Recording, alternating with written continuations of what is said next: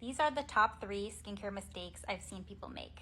As your beauty bitch, I'm always out here trying to make the world a more beautiful place. I've worked in the beauty industry for 10 years with tons of derms, estheticians, researchers, skincare chemists, you name it. So as your beauty bitch, I'm here to break down the top 3 skincare mistakes that I see people make. So the first mistake is one that's growing, and I think it's definitely been fueled by TikTok, and that is focusing too much on devices. So I have friends reaching out daily, asking if they should buy LED masks, saying that TikTok is influencing them to buy a new face and all of that good stuff. And while devices can be super helpful, I made actually a video about this a couple weeks ago if you want to check that out. Many people who are asking about devices or want to buy them aren't maximizing their current skincare routine. And so it's kind of like focusing on the extra credit if you didn't take the time to actually do the regular work.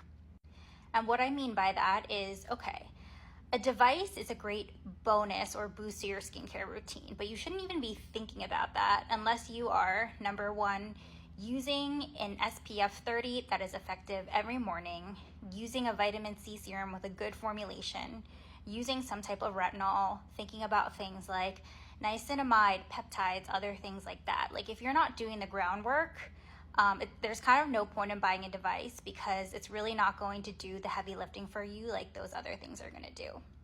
The second mistake that I see very often is focusing on quantity over quality.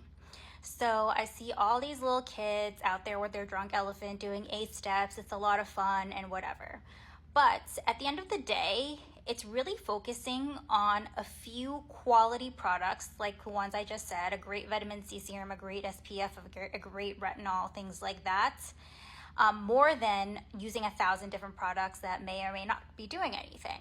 And the analogy I'll use here is that using 12 steps of skincare of mediocre products, for example, is like eating a giant bowl of butter lettuce versus a salad that has more nutritional value. So you're just using a lot of it, and it's not bad for you, but it's really not doing any favors for you.